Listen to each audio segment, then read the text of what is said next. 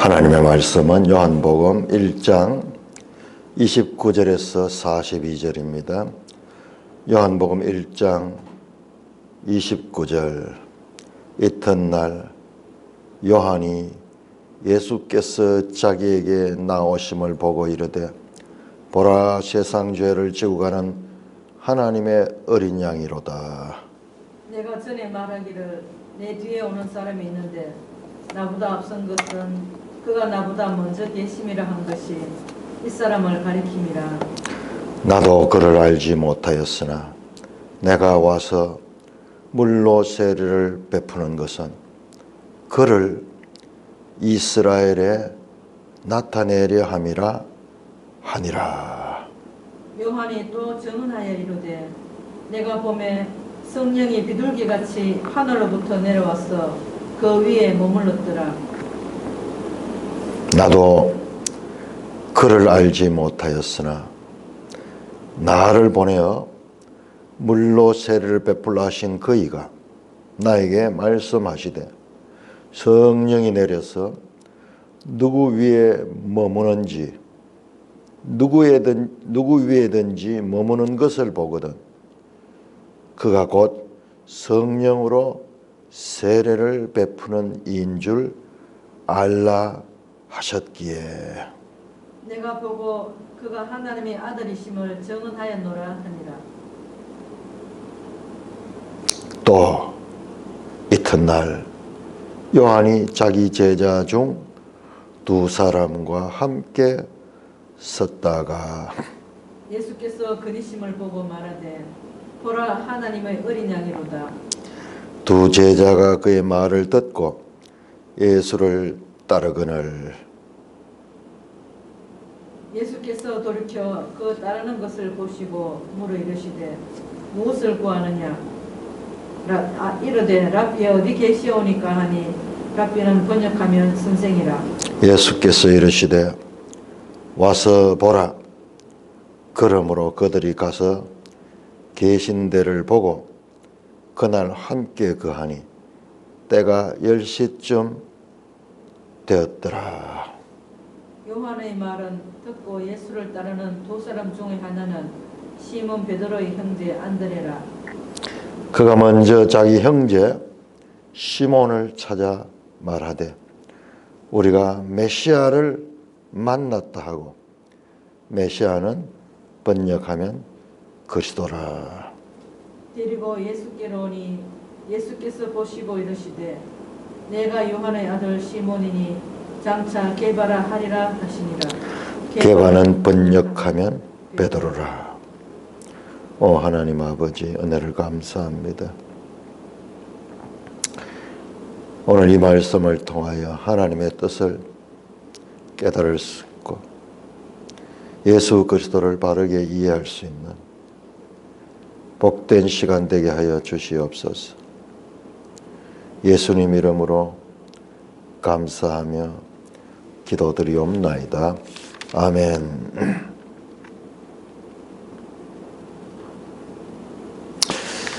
자, 오늘 출발이 29절 이튿날 나오죠. 이튿날이라면 첫째 날이 전제로 된 이튿날입니다. 둘째 날이죠. 둘째 날. 그럼 첫째 날은 어디냐? 바로 우리가 어제 봤던 19절에서 28절까지. 자, 요한복음을 보세요. 1장이 어떻게 시작이 되는가? 시간을 보면은 1장 1절에서 18절까지 어마어마한 우주적 그리스도 성육신 사건을 알리는 내용이죠. 그 다음에 이제 구체적으로 1장 19절에서 51절까지가 이어지는 내용인데, 여기에는 4일간 첫째 날, 그 다음에 오늘 봤던 것이 이튿날. 자, 또 그 아래 보면은 35절부터 또 이튿날, 또 이튿날, 셋째 날이죠. 셋째 날.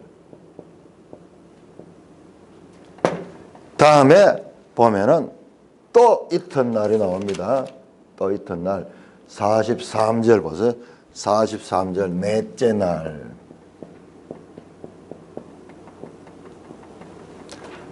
자, 그러니까는 1장의 구성이 1절 18절까지는 요한복음 전체의 서론이면서 서시예요. 서시. 우주적 그리스도, 그가 성육신하신 예수 그리스도에 대한 어마어마한 고기독론, 하이 크리스타놀로지. 그냥 이 땅이가 아니라 우주적 그리스도에 대한 소개가 있었고, 그 다음에 시간적으로 첫째 날, 둘째 날, 셋째 날, 넷째 날로 이렇게 구성이 되어 있어요. 그러니까 우리는 그냥 이게 전체적으로 못 보니까 그냥 이튿날 넘어가는데, 여기에 중요한 뜻이 있습니다. 그 뜻이 어떻게 전개되는가, 이걸 놓치지 말고 봐야 돼요. 그래야지 지금 설명해도 몰라요. 자, 이렇게 넷째 날까지로 1장이 구성이 되어 있구나. 자, 그러면은 이야기 나오는 김에 보세요. 그럼 이 시간이 왜 나오는가 한번 보세요. 자, 2장 1절 한 거. 2장 1절. 자, 1장이 끝나고 2장 1절이 또 시간으로 나옵니다. 사흘째 되는 날. 자, 첫째, 둘째, 셋째, 넷째 날이죠. 다섯째, 여섯째, 일곱째 날. 일곱째.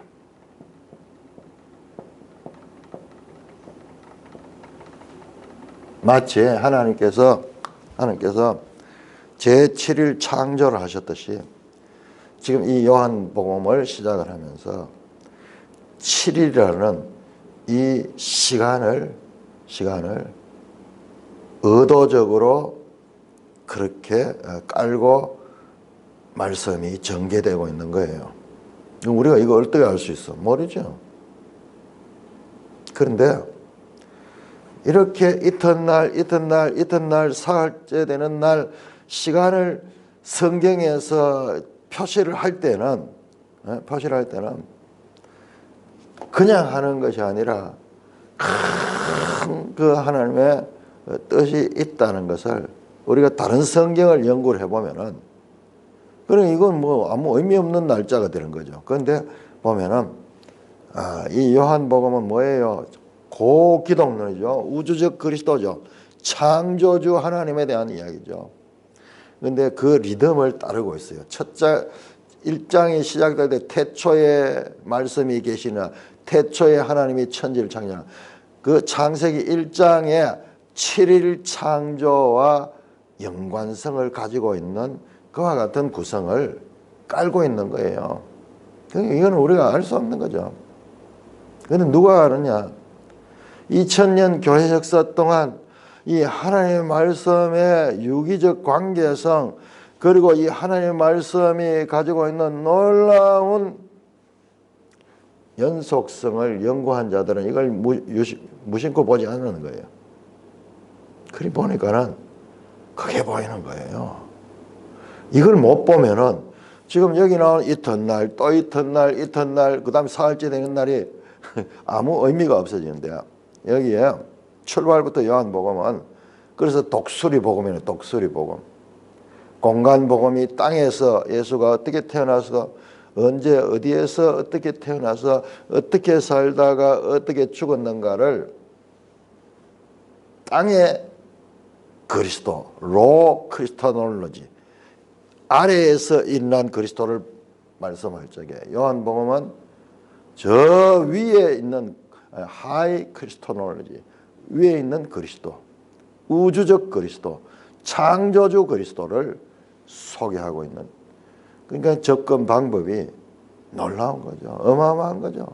그럼 우리가 이 성경을 읽고 이 크고 놀라운 하나님의 뜻을 어떻게 깨달을 수 있느냐 말이에요.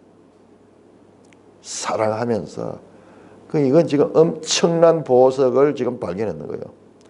그리스도 안에 감추어진 보화들을 지금 캐내고 있는 거예요. 자, 이렇게 이제 이 넷째 날까지의 사건들을 내가 보니까 이 셋째 날까지는 세례 요한이 중요한 역할을 하죠. 여기에도 세례 요한 나오잖아요. 세례 요한의 역할이 나오는데 그 세례 요한이 구체적으로 뭐 하느냐? 예수를 증언하는 증언. 1장 6절에 나왔거든요. 1장 6절에 보면 세례 요한에 대해서 나오면서 세례 요한이 하나님께로부터 보내심을 받은 사람이에요.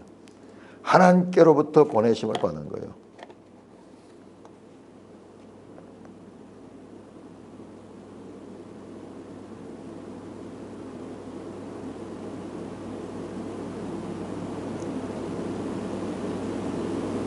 하나님께로부터 보내심을 받았다. 그러니까 33절에 나를 보내가 물로 세례를 베풀라 하신 그이가 누구냐 그러면은 이게 하나님이에요. 1장 6절 7절. 그러니까 얼마나 우리가 주의 깊게 성경을 살펴야 되는지 몰라요. 성경 어떻게 보면은 좀 어수룩하게 되어 있고 논리적이지도 않고 때로는 뭔가 이렇게 무질서해 보여요. 뭐 어떨 때 막 익혔다 저켰다 막 하니까 그렇게. 근데 그거는 우리의 이 처음 볼 때 이제 그걸 느끼요. 왜?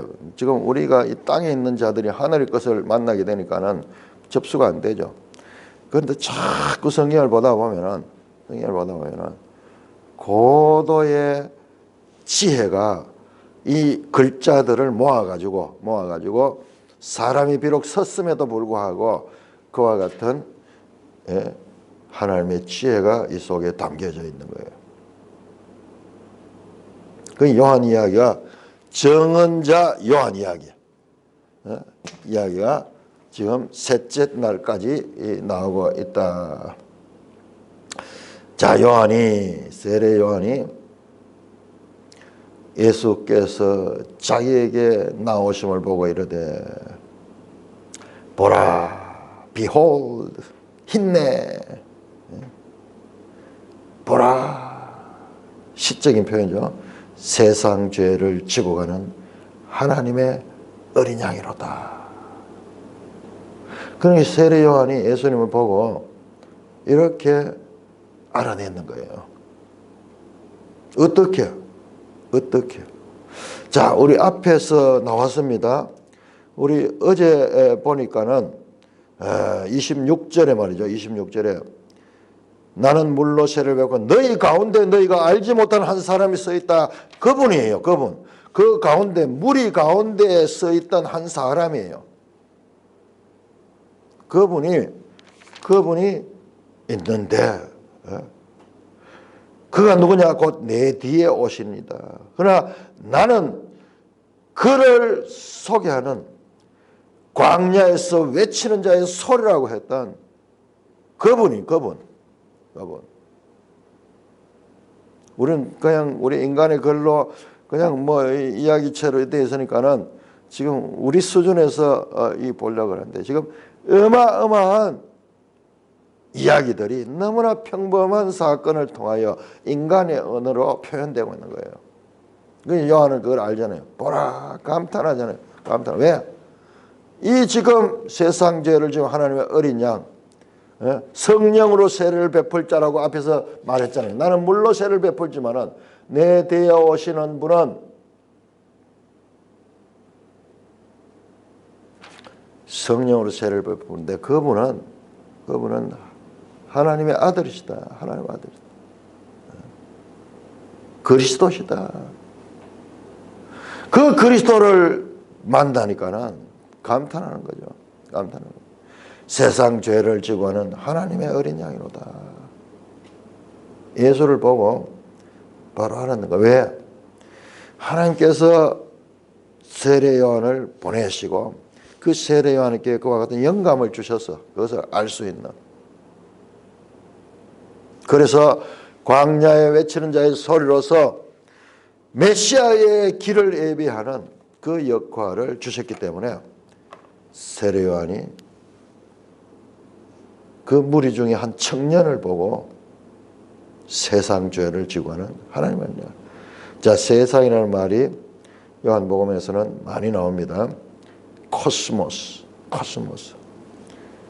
이 세상, 죄로 물든 세상, 그 세상 죄를 지고 가는 하나님의 어린 양이다. 자, 매일 성경 해석을 보세요. 그 주석을 보세요. 세상 죄를 지고 가다 하는 말은 아이로라는 말인데 치우다, 제거하다 그런 뜻이에요. 아이로, take away, carry away. 세상 죄를 치워버리는 자, 세상 죄를 없애버리는, 옮겨버리는 자다. 자기 자신이 그 세상의 죄를 짊어지고 그 죄를 처리하는 거예요. 우리 저 구약 성경 모세의 법에 그 대속죄일에 두 마리 이 양을 택하는데 한 양이 어떻게 합니까? 모든 사람들의 죄를 안수해 가지고 그 양에게 덮어씌우죠. 그래서 아사셀 염소, 그 염소는 광야로 보내잖아요. 광야로 점점 눈에 보이지 않았죠.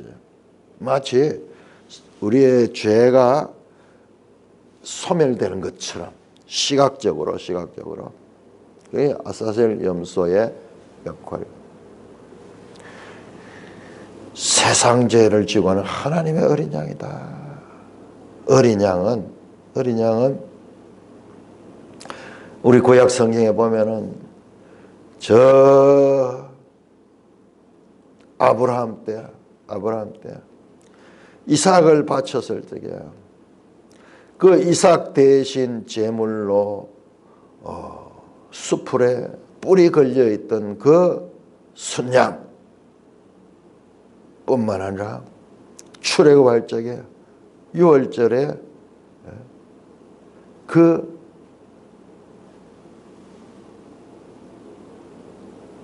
제물이 되었던 그 어린 양, 매일 구약에서 희생 제사를 드릴 때 사용됐던 그 어린 양, 이사야 53장에서 여호와의 종을 묘사할 적에 그는 순한 양 같았어. 털 깎는 자 앞에 잠잠히 대고 있던 그 양 같았던 그 양.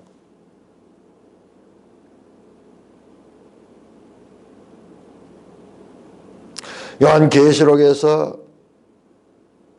장차 모든 악을 이기신 어린 양,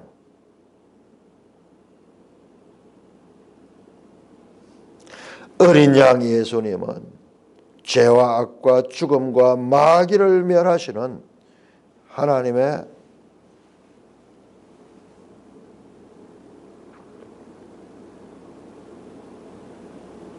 일을 수행하시는 분이에요. 하나님이시면서 앞에서 나왔죠. 우주적 그리스도가 하시는 일이 무엇인가? 이 우주적 그리스도가 하시는 일이 바로 세상 죄를 치워버리는 하나님의 어린 양의 역할이다. 우리가 이 말씀을 제대로 이해하기 위해서는요, 다시 구약 성경부터 하나하나 다 찾아들어요. 어마어마한 내용이 함축되어 있는 거예요. 30절입니다. 내가 전에 말하기를 내 뒤에 오는 사람이 있으니 나보다 앞선 것은 그가 나보다 먼저 계심이라. 앞에서 말했죠. 15절에서 그렇게 말씀했습니다. 요한이 그에 대하여 정언하여 외치되 내가 전에 말하기를. 그러니까 요한은 계속 이 말씀을 해왔는 거냐. 왜? 하나님께서 보냄을 받을 적에 지금 이 일을 하기 위해서 보내기 때문에 내 뒤에 오신 이가 나보다 앞섰다. 그는 나보다 먼저 계심이라. 이해가 안 되죠? 뒤에 오시는 분이 내보다 앞섰다. 그가 먼저 계셨다. 시간적으로 제가 그렇게 해서 시간이 접혀져 버렸죠. 시간은 펼쳐져 있어요. 우리에게 주어진 시간은 과거, 현재, 미래로 끊임없이 펼쳐지는데 이분한테 이 어린 양 예수한테 시간이 접혀져 버려. 과거에 있던 분이 현재에 나타났던 그런 분이에요. 시간이 초월되는 분이에요. 27절에도 말했습니다. 내 뒤에 오는 사람이 있다. 27절. 내 뒤에 오시는 그이다. 너희 가운데 한 사람인데 그분은 내 뒤에 오는 것이다.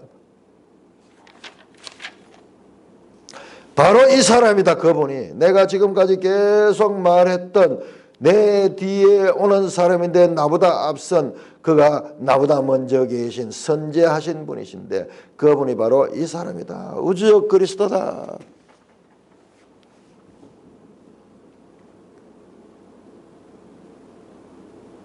나도 그를 알지 못했으나 내가 와서 물로 세례를 베푸는 것은 그를 이스라엘 앞에 나타내려 함이라 하니라. 요한도 알지 못했어요. 그렇지만은 요한이 와서 물로 세례를 베푸는 것은 그를 이스라엘에 나타내려 함이라 하니라. 요한이 물로 회개의 세례를 베풀었죠. 그런데 이 하나님의 어린 양도 요한 앞에 나와서 세례를 받는 거예요. 세례를 받는 거예요. 요한이 그가 바로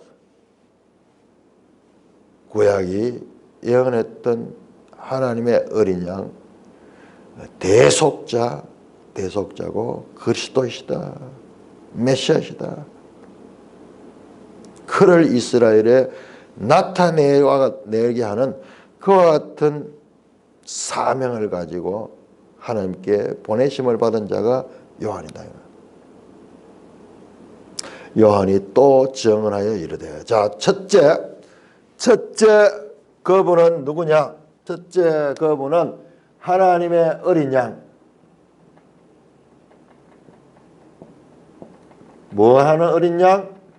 죄를 속하는 죄 문제를 제거하는 처리하는 어린 양은 죄 문제의 처리가 된다. 그 다음에 또 한 가지 이야기하는데 또 죄 문제뿐만 아니라 또 한 가지가 뭐냐 그러면 성령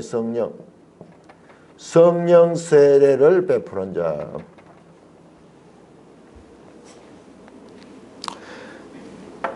또 증언하여 이르되 요한이 증언하여 이르되 내가 보니 성령이 비둘기같이 하늘로부터 내려와서 그의 위에 머물렀더라. 마태복음, 마가복음, 누가복음 다 나오죠. 예수님이 세례 요한에게 세례를 받을 때 성령이 비둘기같이 임했던 그 장면. 그러나 자기는 알지 못했어요. 그가 누군지 31절에서 알지 못했고 33절에 또 나도 그를 알지 못했다. 자기도 몰라요. 그러나 나를 보내어 물로 세례를 베풀라 하신 그이가 누구예요? 1장 6절 7절 보니까 하나님이 보내죠. 하나님이 나에게 말씀하시대요. 성령이 내려서 누구 위에든지 머무는 것을 보거든 그가 곧 성령으로 세례를 베푸는 인 줄 알라 하셨기에 내가 보고 그가 하나님의 아들이심을 증언하였노라. 이분이 바로 하나님의 아들이다. 하나님의 아들. 하나님의 어린 양 이꼬로 하나님의 아들이고 이분이 바로 그리스도다. 메시아죠. 메시아. 그리스도다. 앞에 나왔던 이 우주적 그리스도가 바로 이분이다. 그런데 그분이 와서 하는 일이 두 가지가 있는데 하나는 우리의 죄를 제거하는 것이고 또 다른 하나는 성령으로 세례를 베푸는 분인데 그런데 보세요. 정확하게 해야 됩니다. 첫째로 자신이 먼저 이 일을 감당한다. 자신이 먼저 십자가로 죄를 처리할 것이고 그 다음에 자신이 먼저 지금 성령이 임하잖아요. 자신에게 비둘기가 성령이 임했잖아요. 그리고 자신이 성령을 사람들에게 보낸다. 성령으로 세례를 베푼다. 성령을 세례를 베풀 전에 먼저 자신이 죄를 대속하고 그리고 먼저 그 자신에게 성령이 임하시는 거예요. 성령. 그리고 이것이 세상으로 연결되도록 된다. 자, 이와 같은 그리스도와 세상과의 관계를 분명히 알아야 됩니다. 그리고 순서상에도 먼저 죄가 처리되고 그 다음에 성령이 임한다. 성령이 임한다.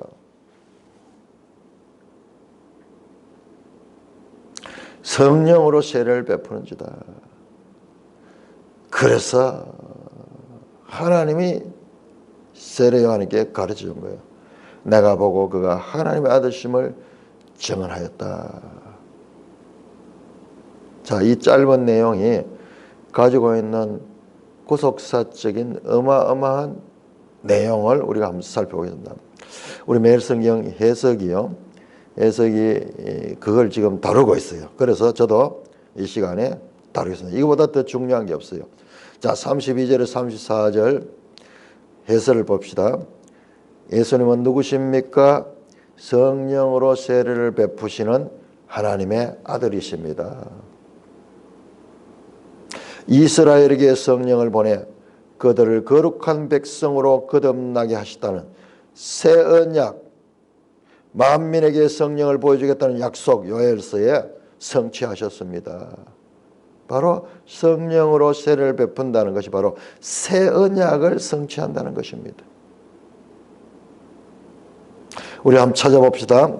에스겔 36장을 인용 성경 구절로 했는데, 자, 에스겔 36장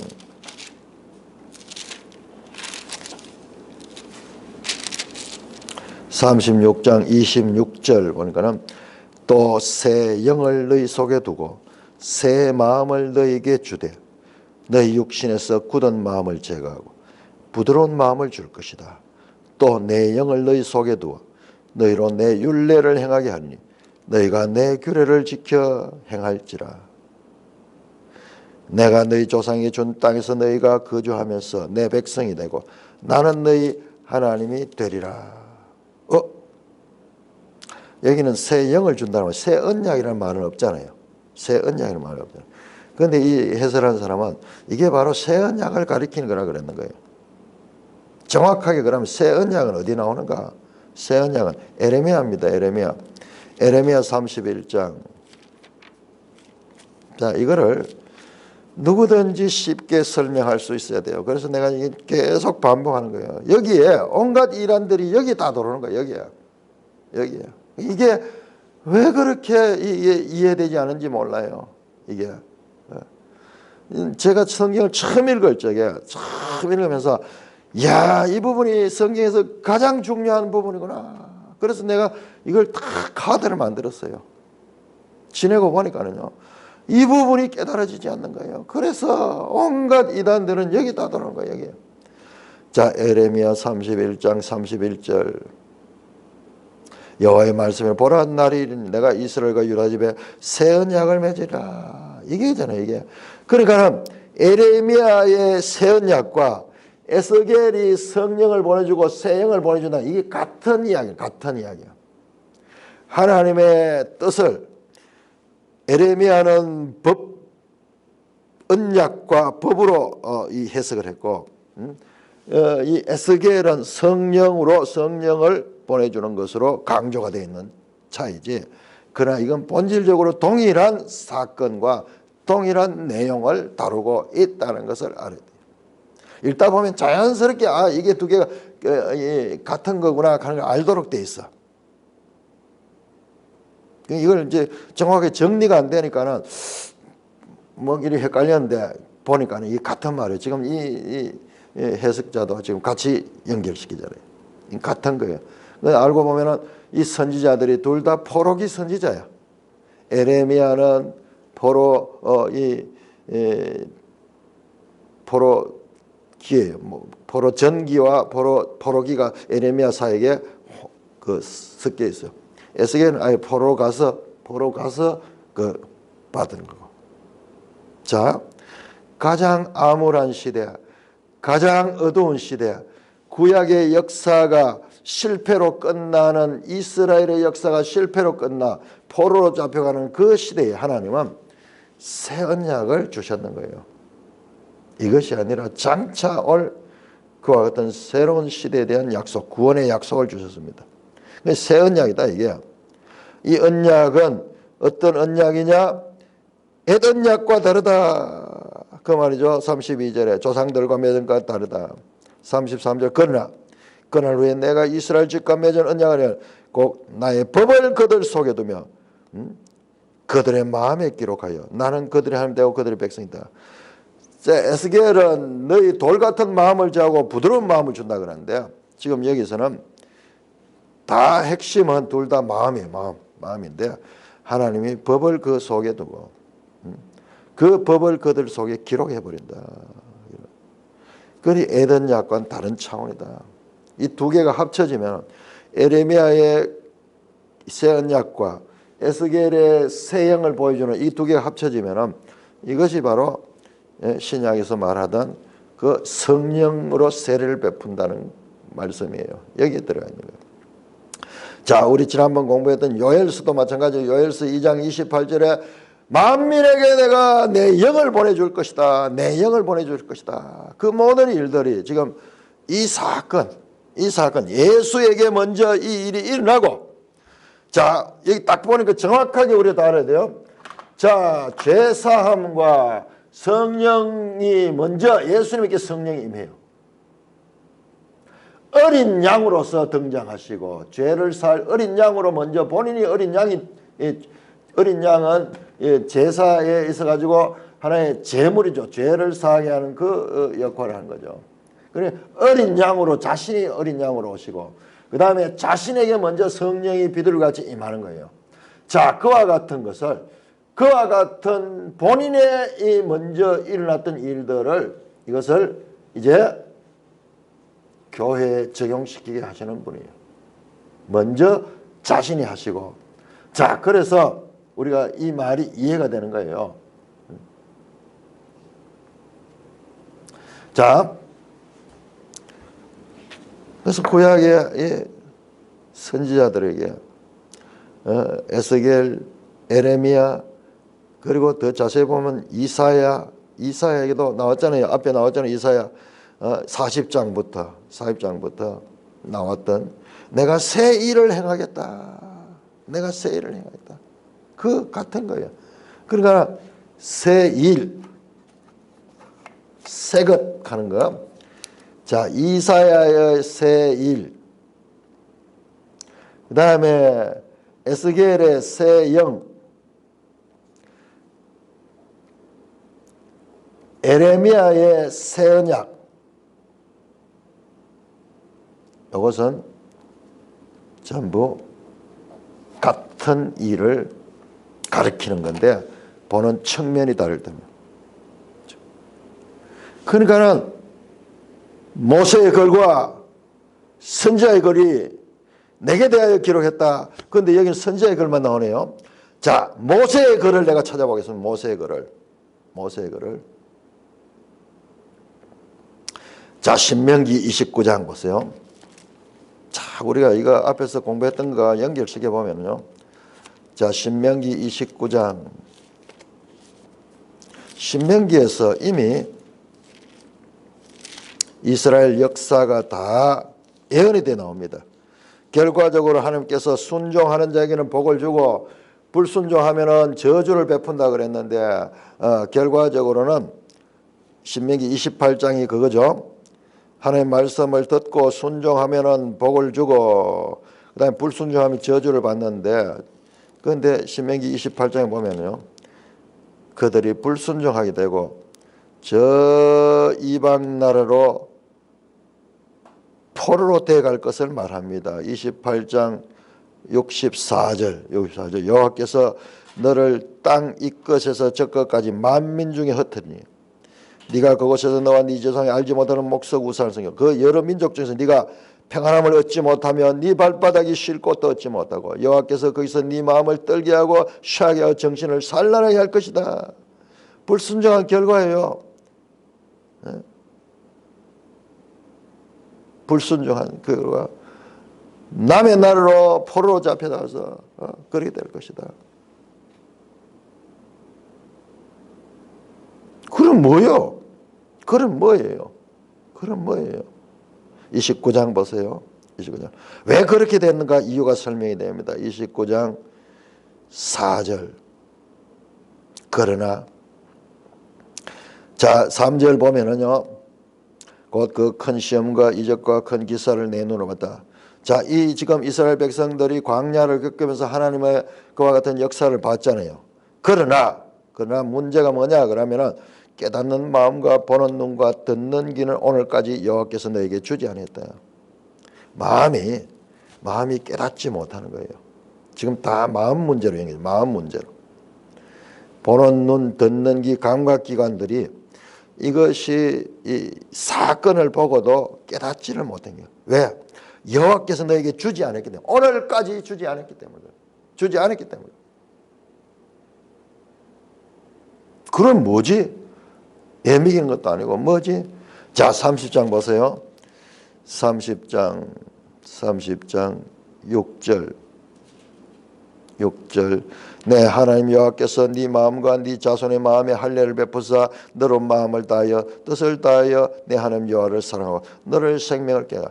마음의 할례를 행한대요. 앞으로 장차 마음의 할례. 자 마음이 아주 중요했죠. 전부 다 마음인데 자 세례가 이게 할례를 예표하는 할례. 구약의 할례처럼 성령으로 세례 주는 건 뭐냐? 마음의 할례 하는 거예요. 마음의 할례. 모세도 예언했던 일이고 선지자들도 예언했던 일이고 그 일이 바로 성령으로 세례를 베푸는 예수 그리스도를 통하여 지금 성취됐다.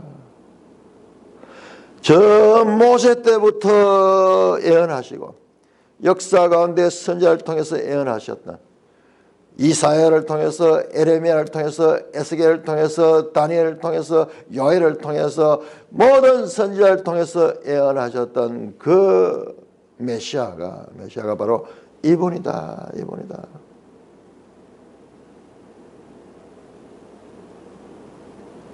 자, 멜성 해설 보세요. 십자가에서 우리의 죄를 대속하시고, 자, 죄를 대속하십니다. 그 다음에 부활하시고 성천하신 후에 성령을 보내 우리를 성전으로 삼으셨습니다. 그랬잖아요.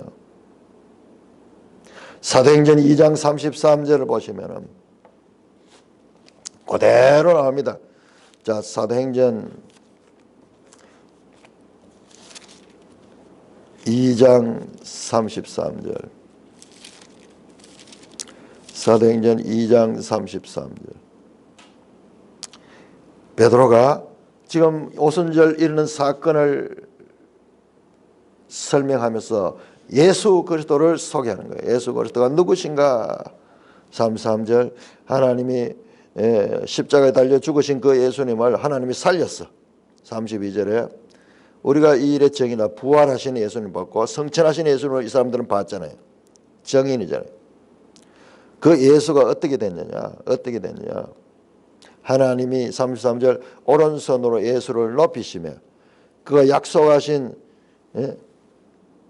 성령을 아버지께 받아 너희가 보고 듣는 이것을 부어줬다. 자, 예수님이 부활하시고 성천하신 것이 하나님이 그를 높이시는 거예요.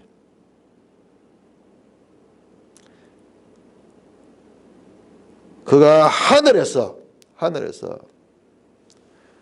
하나님께로 성령을 받아가지고 지금 보내준 것이 오순절날 지금 성령이 강림한 거예요.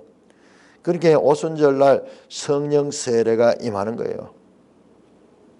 자, 그 설명이 사도행전 1장에 나옵니다. 사도행전 1장 5절.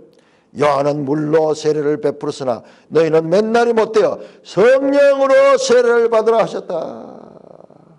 예수님은 정확하게 지금 이 하나님의 시간표를 알고 계시잖아요.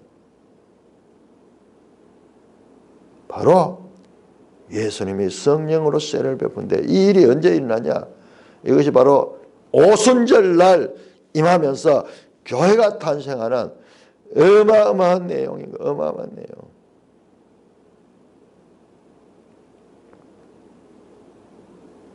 자, 2장 잠깐 넘어갔다 합시다. 이 일이 어떻게 연결되는가 보세요.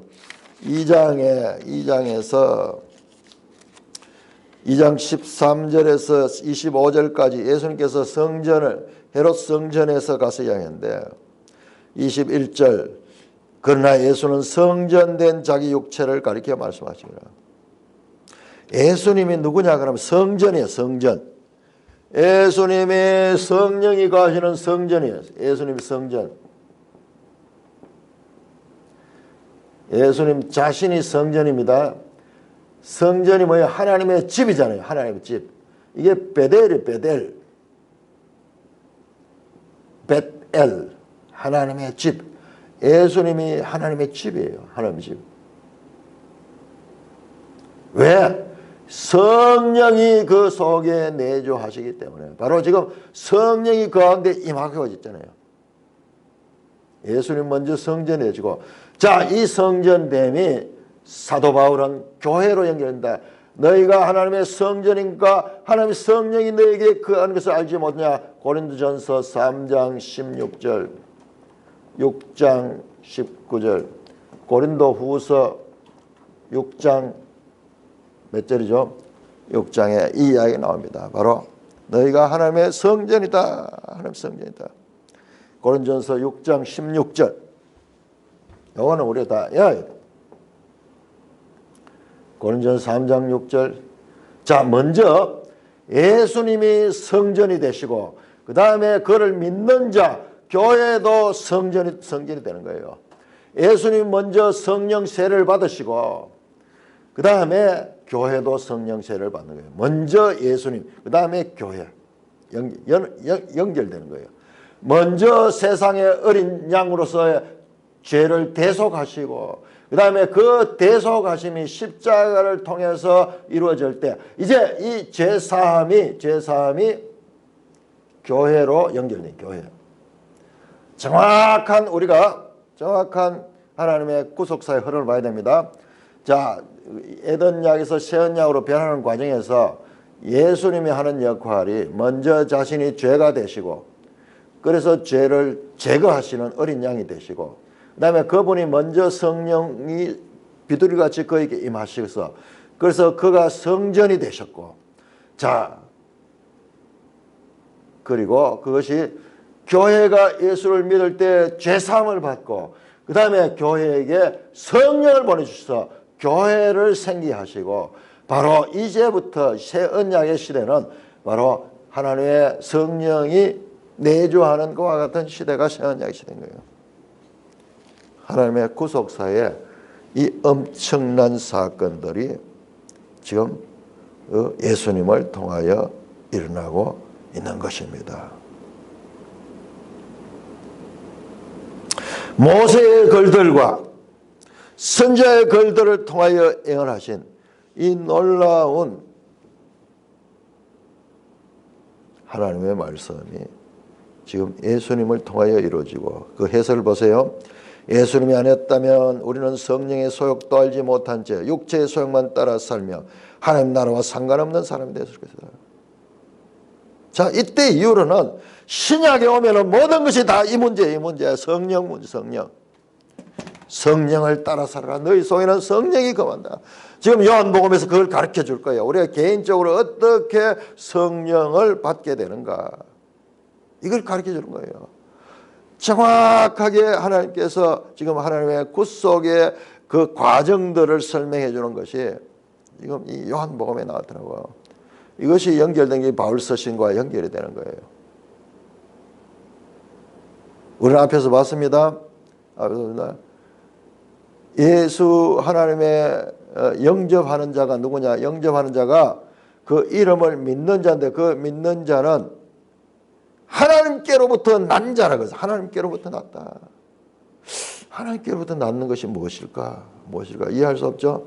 이제 3장에서 그걸 알려줄 거예요. 그렇게 그걸 알려주기 전에 먼저 성령에 대해서 말하는 거예요. 성령이. 예수님 자신이 성령이 그 가운데 충만하신 분이었어요. 충만하신 분. 그분이 앞으로 성령 세례를 주실 분이다. 이 성령 세례를 베푸는 것이 바로 사도행전 1장 5절에 거기 나오는 게 맨날이 못되어 너희가 성령으로 세례를 받을 것이다. 사도행전에 나오는 거예요. 예수님이 살아있을 적에 성령을 세례를 베푼 것이 아니고 죽으시고 십자가에 못 박혀 죽으시고 부활하시고 성천하신 다음에 아버지께로부터 성령을 받아가지고 성령을 보내주시는 그래서 교회 시대가 이루어지는 거예요. 교회 시대. 이 예수 그리스도의 구속사에 엄청난 내용들. 그래서 이후로 신약 시대는 전부 우리가 이 내주하는 우리 속에 내주하시는 이 성령님과 우리 속에 선재해 있던 죄, 육체의 소욕 이것들이 우리 속에 공존하면서 성도는 새로운 생명이 된 거예요. 새로운 생명. 완전하게 새로운 생명이 되지는 못했어요. 아직까지 불안하지만 그러나 하나님의 관점에서는 새 생명이 되었어요. 이미. 여기서 시작된 종말론 이미와 아직에 대한 이해가 없으면은 이 말이 이해가 될 수 없는 거예요. 그래서 신약과 이 구약의 연속성과 차이성을 우리가 알아야 돼요.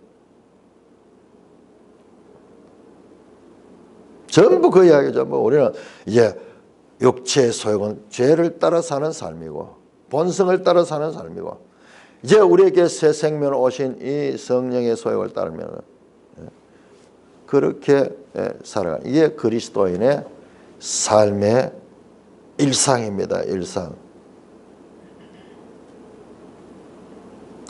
오늘 여기까지 보겠습니다. 너무 중요한 내용이기 때문에 성령으로 세례를 베푸는 이다. 예수님. 자, 예수님의 사역은 바로 십자가에서 하나님의 어린 양의 역할이 끝났고 오순절 성령을 보내주심으로 말미암아 성령으로 세례를 베푸는 것. 요한은 누구냐? 요한은 그 예수 그리스도를 소개하는 그 역할을 했던 자다. 요 한날